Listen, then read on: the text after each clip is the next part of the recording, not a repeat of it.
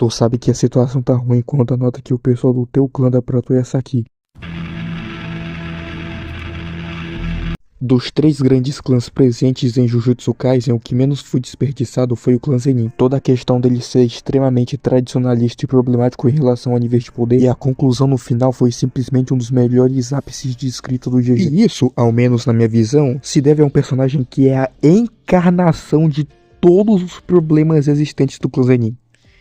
Naoya, não bastando ser filho do líder do clã, pelo que é mostrado em flashback, o restante do Zenin sempre encheu a cabeça dele falando que ele herdaria facilmente o posto de líder do clã sem nenhuma dificuldade. Junta essa encheção com o fato do clã ser extremamente podre em qualquer coisa social, e pronto, você tem um Naoya, um adulto mimado disfuncional que é a encarnação de toda a misoginia e preconceito e tradicionalismo do clã. A escrotidão do Naoya tá presente desde sua primeira aparição. O cara tá sendo acompanhado pela mãe da Maki e da Mai, e a coisa que ele mais faz é soltar comentários sexistas e problemáticos sobre o papel de uma mulher na sociedade. Não bastando isso, o cara ainda tava mostrando um puta sorrisão, sabendo que o pai dele tava à beira da morte. Todo esse ego, toda essa superioridade, esse sentimento dele ser perfeito por ser o filho superior, ser o irmão superior, também é exposto na luta que ele tem contra o Chozo, onde o Chozo, um meio humano e meio maldição, consegue ser mais amoroso e parecer mais humano do que o Naoya, e é 100% humano, mas parece com uma maldição extremamente rancorosa. E você pode até pontuar assim pra mim,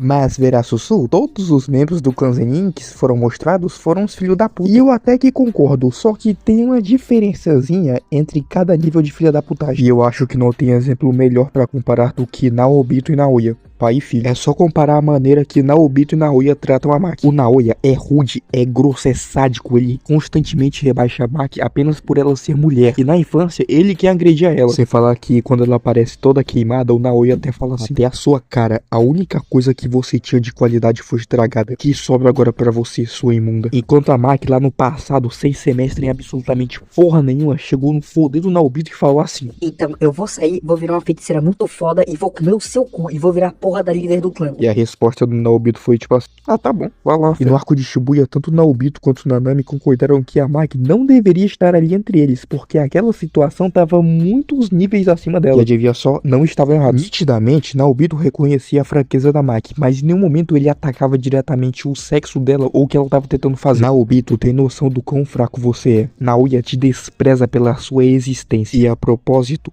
desprezo é o que ele mais faz quando ele luta contra a Maki na primeira vez. Depois da Maki destroçar o clã Zenin e jogar a cabeça do Jinichi no rio, chega o Naoya e então inicia a luta dele. Por toda a luta a gente basicamente acompanha os pensamentos do Naoya. No pequeníssimo flashback de infância do Naoya já é reforçado pra nós a escrotidão dele em querer assumir logo o posto de chefe do clã. E também do desprezo aos fracos, ele estava indo feliz ver quem era o homem que o clã tanto desprezava, tanto via como um ser inferior, apenas pra dar de cara com Toji e ficar simplesmente maravilhado com o que ele estava vendo. E ao decorrer do capítulo a gente acompanha a comparação incessante que o Naoya faz entre ele, Maki, Toji e Gojo. Nas palavras de Naoya, a Maki nunca entenderia a solidão do mais forte que o Toji sentia, porque ela não tinha energia amaldiçoada e principalmente porque ela é uma mulher. O único talvez que poderia compreender a solidão do Toji seria o Satoru. E em questão de força, o Naoya até mesmo se compara, falando que a Maki não merecia estar ao lado deles. Quem merecia, quem estava no pódio, era ele. Poucos segundos antes da Maki acertar o soco na cara do Naoya, o Naoya ia gritar sua farsante, só que interrompido pelo soco da Maki. Mesmo depois dessa humilhação, ele foi rastejando igual um verme para os aposentos do clã, apenas para levar um costinha da mãe da Maki. E esse costinha foi muitíssimo benéfico para esse filho de uma puta.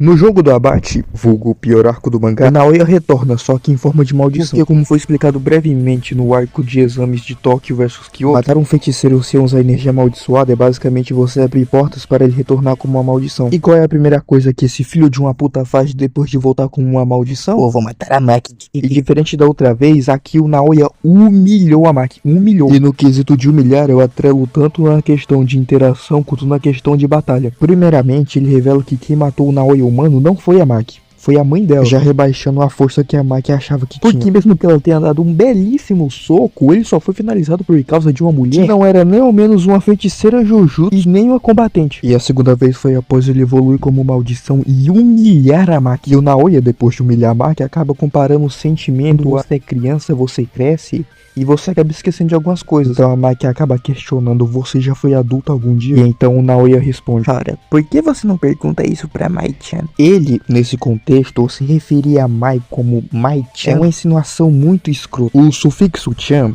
via meu japonês limitado, é geralmente usado com crianças, meninas, amigas, namorados e até mesmo bichinhos de estimação. E como essa pequena interação estava no foco de se tornar adulto, enquanto a Maki estava se referindo a agir como adulto, o Naoya levou isso para outro caminho. E o que isso dá a entender?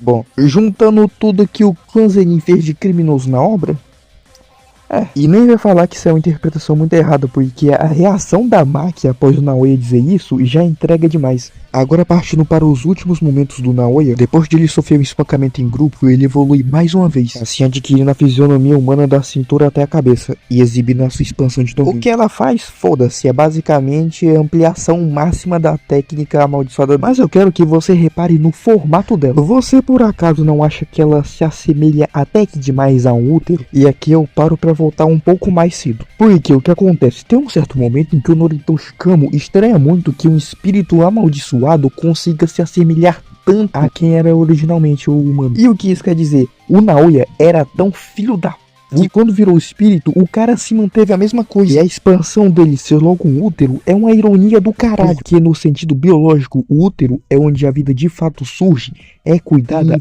preparada até a hora de nascer. De um útero de uma mulher nasceu Naoya, que é um misógino filho da puta. O útero será a característica predominante de uma fêmea independente da raça. O feminino que o Naoya enxerga como inferior e que serve apenas para dar prazer e gerar filhos. Se a mulher, o útero, tenta ser mais que isso, então simplesmente não presta. E como disse em suas palavras, se não sabe andar a 3 passos à distância de um homem, então merece ser esfaqueado até a morte. O útero, a mulher, provou-se mais forte que ele. E desse ódio, dessa indignação com uma coisa que na cabeça dele era o correto absoluto, surge a hipocrisia em forma de domínio, invólucro temporal do Palácio Lunar. E pegando aqui a palavra lunar, pode se referir às fases da lua. E dessas fases da lua, podemos interpretar fases da nossa vida. Fases que adquirimos porque crescemos e temos experiências de vida que nos moldam. E é até nessas fases que viramos adultos.